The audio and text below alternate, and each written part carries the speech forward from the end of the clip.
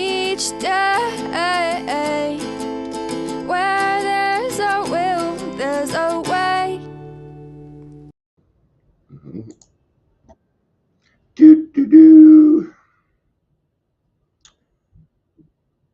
Funny, I'm getting chats right here, right, in Restream, but that's not the right chat. It's not the right chat. He's in a different video. What a mess, man. It is. It's kind of a mess. I just gotta deal with it, you know. Hey, there's another comment.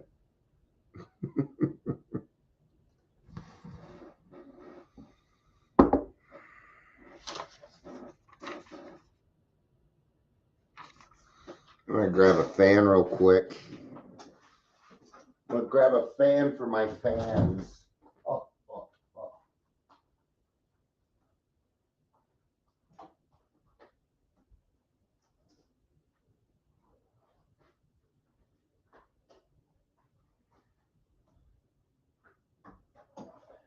So, I added Instagram, right? And I did it earlier through Restream, but Restream doesn't post the video. You're not actually live. You're just recording. You're just recording. And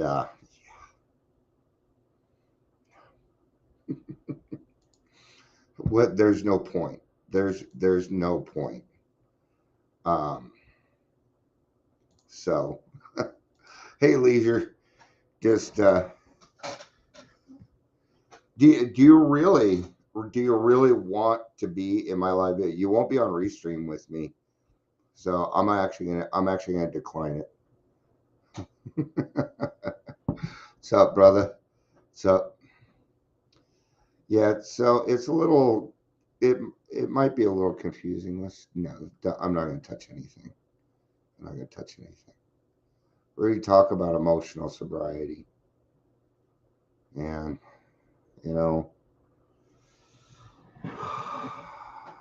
it's about growing up. You gotta grow up, man.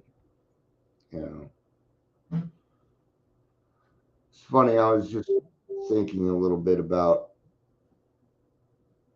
my life. Gosh darn it. I hate notifications. Don't you hate it when you just add somebody and then all of a sudden they're like, hello, I know you. Do you know me? I don't fucking know you. Are you sure, Scott? Okay, I'll bring you on, dude, but you're only going to be on Instagram. Let's do it. Let's do it. You ready? There you go. There's your invite. Let's do it. Speak kind of loud. You are next to the microphone, so they should be able to hear you. Yeah, they should be able to hear you. What is up, my brother? Somebody finally had the balls to join me. So good to have you. Looks like we got. Yeah, we can hear you. Rock on. Yeah. So, and people on Restream should be able to hear you too. Well, I don't know how the sound is, but we will find out. So, but we're gonna be doing emotional recovery next frontier. But a lot of this is about growing up, man. A lot of us deal with these different things and learning how to love people appropriately, or even understanding what love is, Loving yourself, man. Yeah, it's where it starts. It's where it starts. I'm gonna go ahead and leave the book alone for now because I think between the two of us, we could probably cover this. So I can hang for a little bit. It just popped up, so I was like, "Oh, right on." Yeah, you're like, let's give it a try. Well, let's dig into the book a little bit then. Let's do that. I always like using the readings. It's funny, this book is just open to there. So the first paragraph, I think many ulcers who have put our AA booze cure to severe but successful tests still find they often lack emotional sobriety. Right. Yeah, perhaps they will be the spearhead for the next major development in AA, the development of much more real maturity and balance, which is, say, humility in relations with ourselves, our fellows, and with God. Now, what I find odd is he says that this will be next spearhead, but this was written in 1958. And I didn't hear about this until about 6 years ago myself. So, have we really grown up? Do we really talk about emotional sobriety in AA? I think the big one right now is triggers. You got to be responsible for your own triggers. We cannot run around expecting everybody to create a safe space for us. That's how we create people walking on eggshells. That's manipulation. So that means I'm gonna have to pull up my courage pants, right? Hike them fuckers up, get a higher power in my life, and start to walk through these things. Having a good honesty with yourself, asking yourself honest questions like, why do I feel this way? What's actually going on with me? If you could be honest with yourself and say something, well, I'm mad because I'm not getting what I want. Now we're getting somewhere. Now you're going to be getting somewhere in life. And recognizing your defects, knowing yourself, and that's what those fourth and fifth steps do. They bring, I think, you kind of full circle with your own thinking and your own responses to how you handle life, and what you do wrong, and in doing that, you find better ways to cope. Absolutely. And you're exactly right, because I found emotional sobriety happens in step 6 and 7, right after the fourth and fifth step, when we've learned how to recognize some of our character defects. And what's neat is while we go through those character defects, we also find that there are some great things about us too. There are some very, we all have I've always had a deep set of morals. I just didn't know how to work with them. It isn't that I was lying, it's that I didn't know how to be honest. Nobody ever taught me. And I was born lying, cheating, and stealing. I was just born that way. Yeah, you're caught up in your ego, man. Yeah. Yeah. And growing up in our era, I mean, I didn't have examples. My parents were at work. We were on our own. And I was actually just thinking about that. Because I'm a lot closer to my little brother and sister because I helped raise them. And so I have this parental tie to them. Even when they were doing so, I was the protector. People picking on my kids, I'd kick the shit out of you. You mess with those two.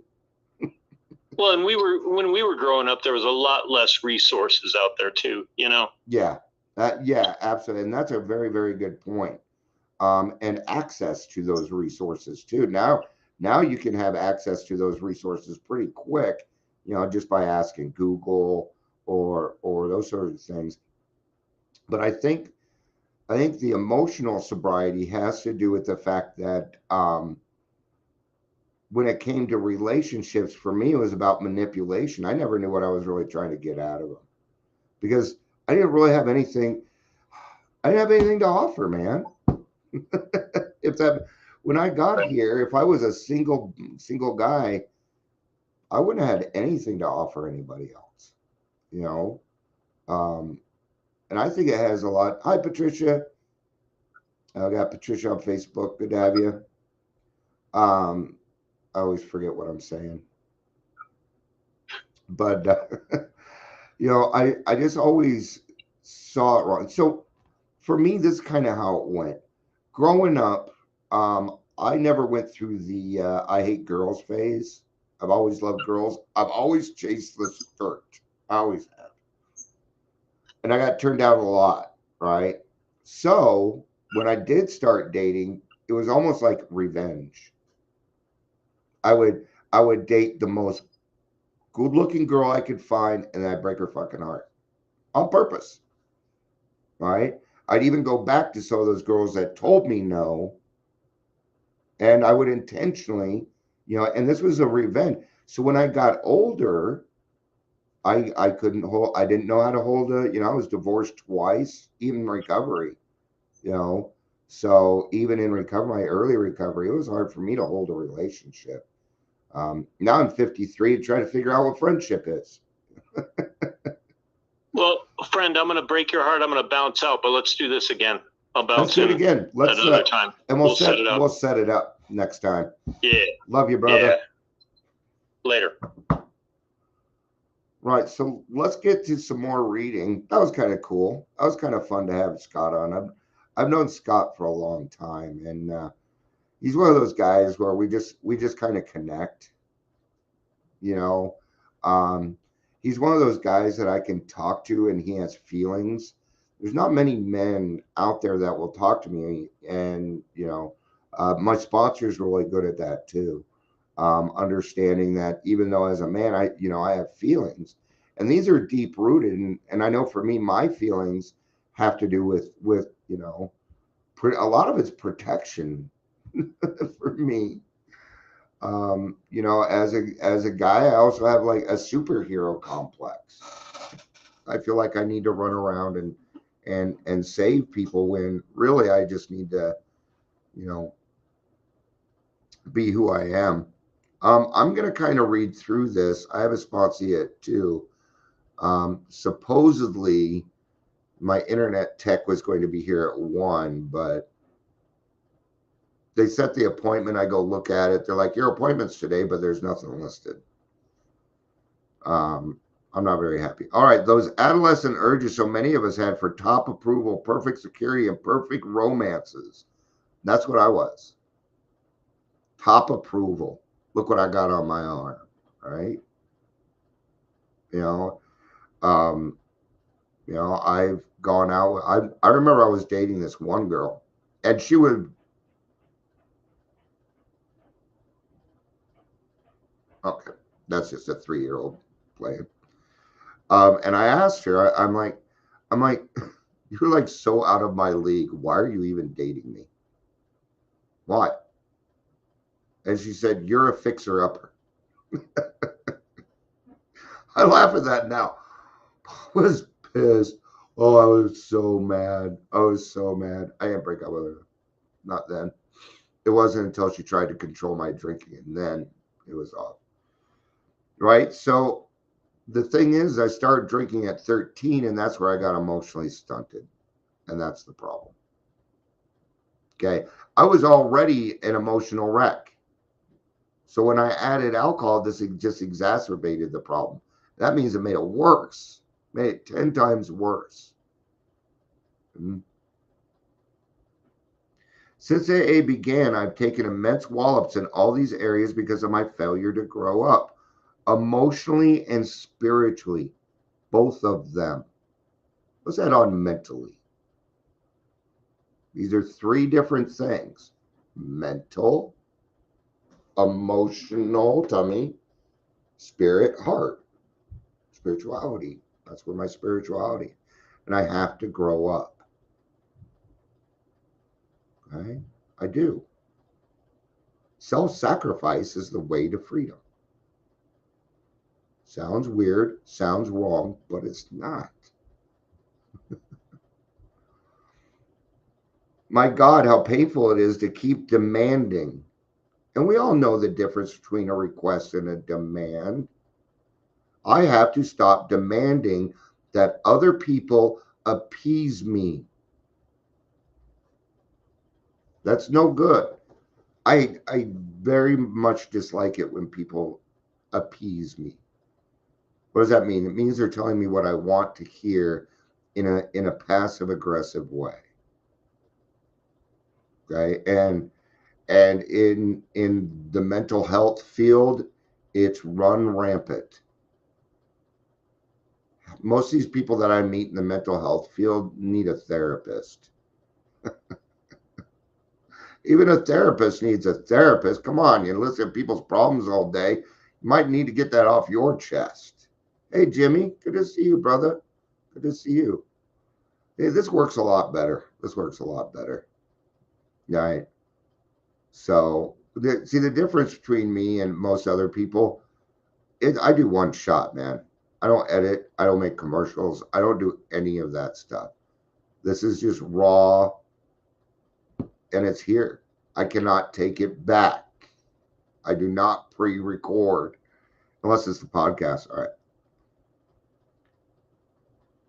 My God, how painful it is to keep demanding the impossible, and how very painful to discover finally that all along we've had the cart before the horse. Why is this painful? Because it's just another way that we're fucking wrong. Did you get to the point in your program where you got tired of just being fucking wrong about everything? I did. Even though I said, God, you can take it all, I'm giving it all up, it still kind of pissed me off that I was wrong on everything. Then there was a part of me that was totally happy that I was wrong, because if I was right, I was a dead man. And I was going to take everyone with me. Then comes the final agony of seeing how awfully wrong we have been, but still finding ourselves unable to get off the emotional merry-go-round. It's like an out-of-body experience. My PTSD is. I would go into a rage, and I would be essentially watching myself run around destroying things, and I couldn't stop me. And I'm over there in the back of my head going, stop, Dion. Dion, stop. Dion, would you fucking stop? And it wouldn't. It would just keep going and going and going. How to translate the right mental conviction. See, we have right mental conviction.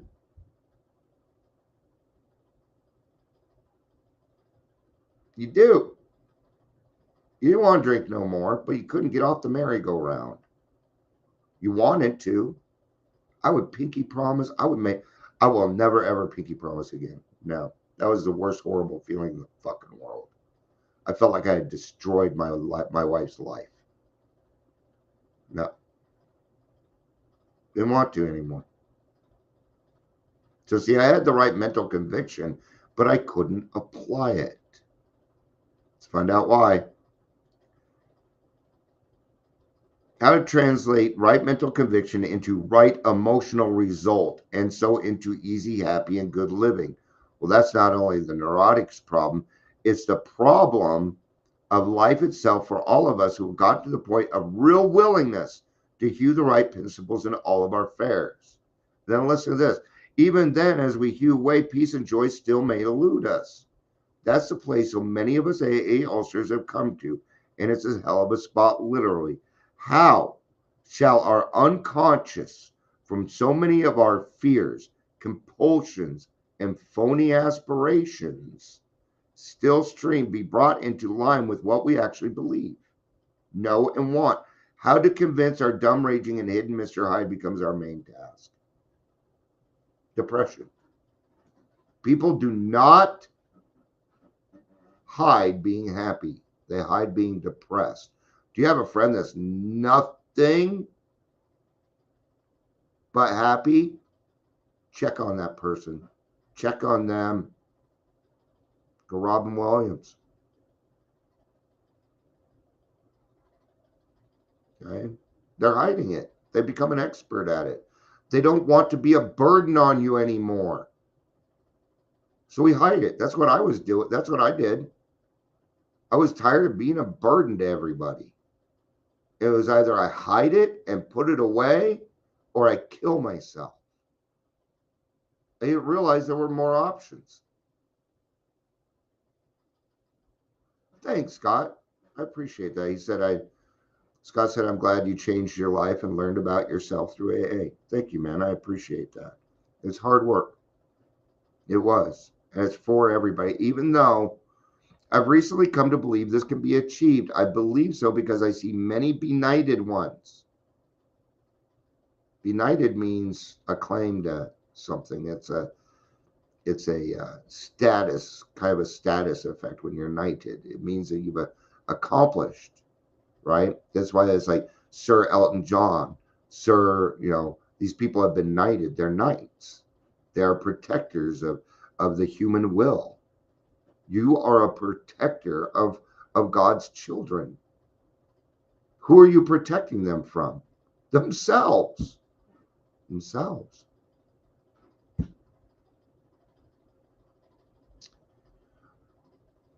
Last autumn, depression it never has any reasonable cause, right? I kept asking myself, why can't the 12 steps work to release depression? By the hour, I stared at the St. Francis. It's better to comfort than to be comforted. Here was the formula, all right, but why didn't it work? Okay, there's always something, okay, it won't work if there's something standing in the sunlight of the spirit. It won't work.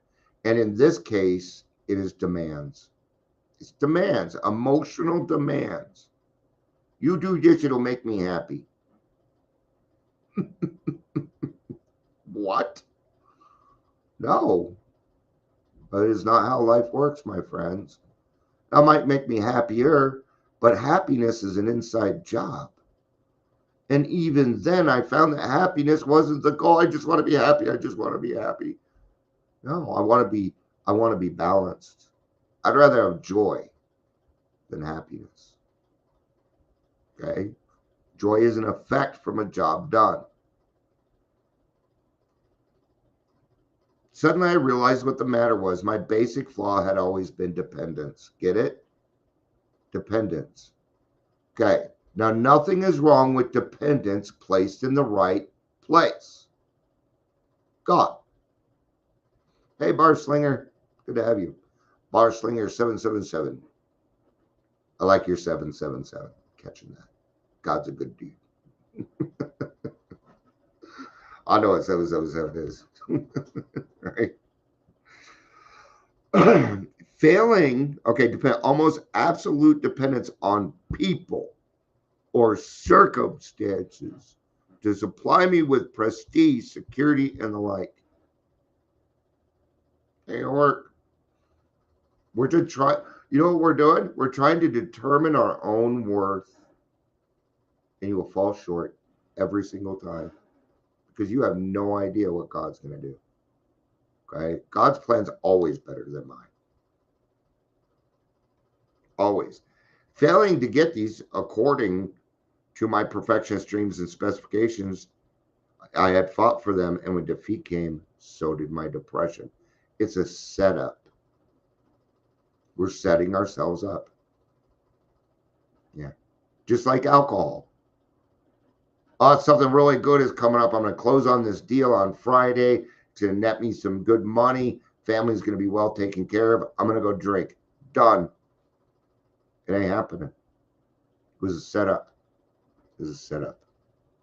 We do it to I watch it all the time. Because if we succeed,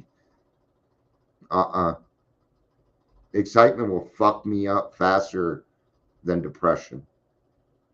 I watch somebody just arduously go through death and not drink. Okay? Now that part's over, I guarantee there's more drinking going on. Okay? I know how this works. There wasn't a chance of making the outgoing love of St. Francis workable and joyous way of life until these fatal, depression leads to death. Okay? Until these fatal and almost absolute dependencies were cut away. Stop using other people. That's it. Now, here comes the paragraph. I love this paragraph, and then I have to wrap up. So, this was a good one. I had a lot of fun with it. That's the first time somebody's come on with me like that. So I really enjoyed that. But next time, what we will do, Leisure, is I'll give you an invite to my restream. Just remember, I'm always live. Because I'd overgone a little spiritual development, and you have too. Okay? You have too. So you have this quality already. Okay? Don't think you don't. Just because it's Bill. You know what Bill is? a child of God. He's not any. Okay, was he chosen? Fuck yeah, he was chosen. So what? Good for him, man. I think that's awesome. Of course, I'm a little jealous. Do I want it to be me? No, because then everybody would know me, and I don't want that. I don't want popularity. I don't want to be popular because then my phone rings. I get notifications. I don't like notifications. All right. Because I had undergone a little spiritual development, the absolute quality of these frightful dependencies had never before been so starkly revealed. Yes, revealed. And you're doing it yourself. And when you intentionally heal, shit happens quick. Reinforced by what grace I could secure in prayer, I found I had to exert every ounce of will and action to cut off these faulty emotional dependencies upon people, upon AA, indeed, upon any circumstance whatsoever. I'm going to tell you what I had to do, okay? Because here's the thing, my wife will take care of me no matter what. And I will do the same for her. We're in no questions asked. We trust each other. We love each other. Okay. But I noticed that I was asking my wife to do things that I could take care of myself. But because of my PTSD, it was hard to get out. So I started little by little. Okay. Now I don't ask my wife every day to pick me up something. I can take care of it myself. That's kind of what we're talking about. Recognize these things. It's okay. Because the more you recognize it and the more you know, the better you'll become, the better example you are, the more people you help. And gosh, wouldn't it be great to get into heaven? I want to see my grandma again. I miss her. I miss her a lot. So, right? Reinforced by what? Prayer. And then you have to exert every ounce of will and action to cut off these faulty dependencies, right? Action. So what was the action I took? The action I took was number one, the recognition that I was using my wife for too much, and then I had to do something about it. With no action, you know what love is? It's action. Love is action. You want to understand love? Read this darn book. Okay? You don't need to read the whole thing, but understand love languages, and this emotional sobriety work even better for you. Okay? Now, love languages doesn't mean sex. Alcoholics and people that don't know how to have intimate relationships. I've been there too, so I can say it. Okay? Then only could I be free to love as Francis had. Now, okay? Now I can. This is the best line of the whole thing. That's only halfway through it, but this is my favorite line.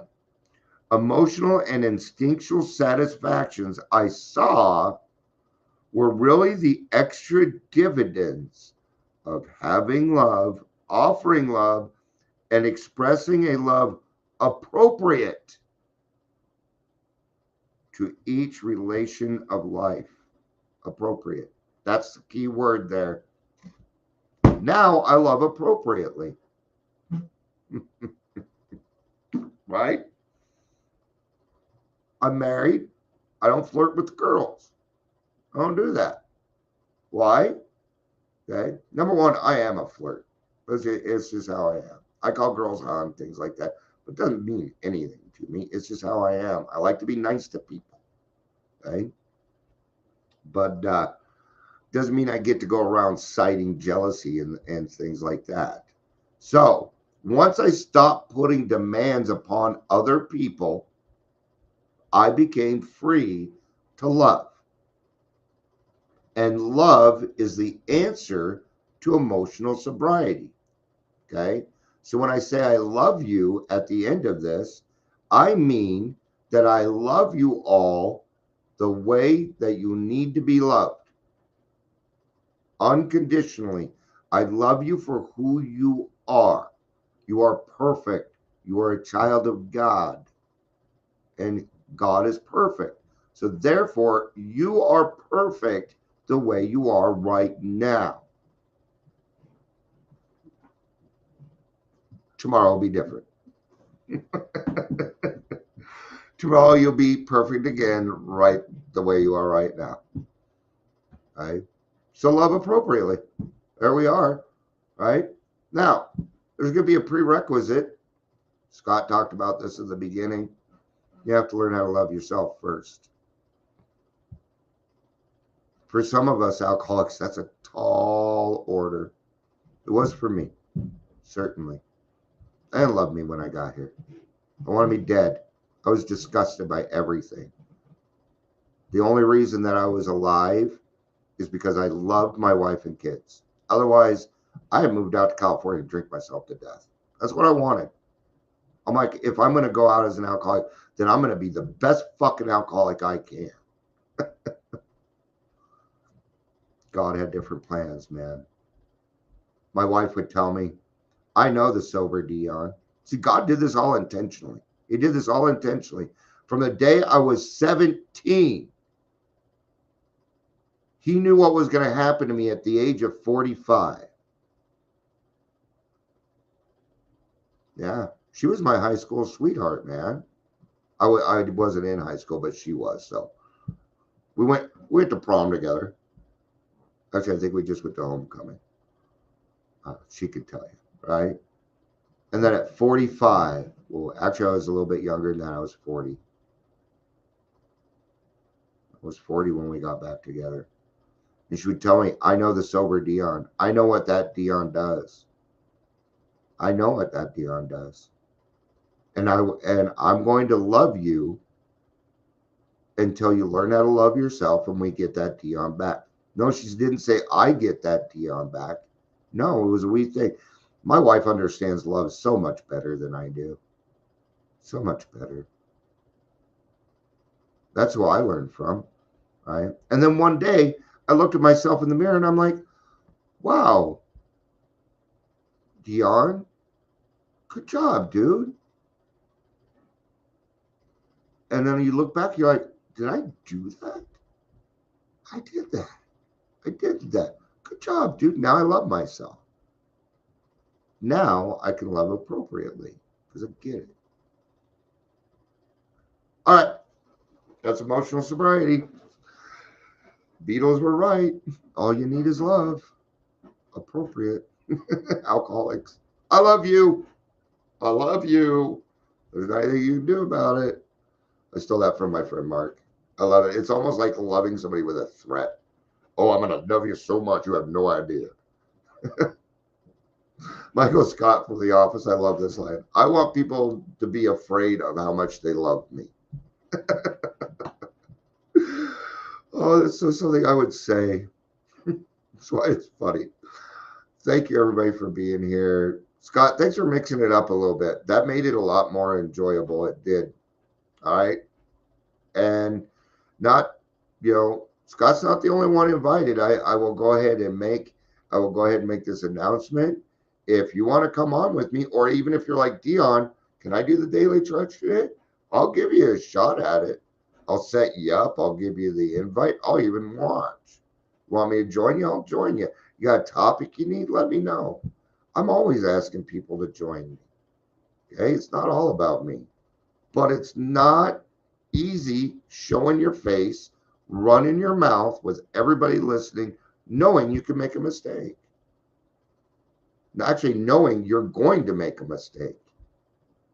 That's why I don't edit. I want you to watch me make mistakes. It's 2:00 and I need to be on with my sponsee. I love you. Thank you for being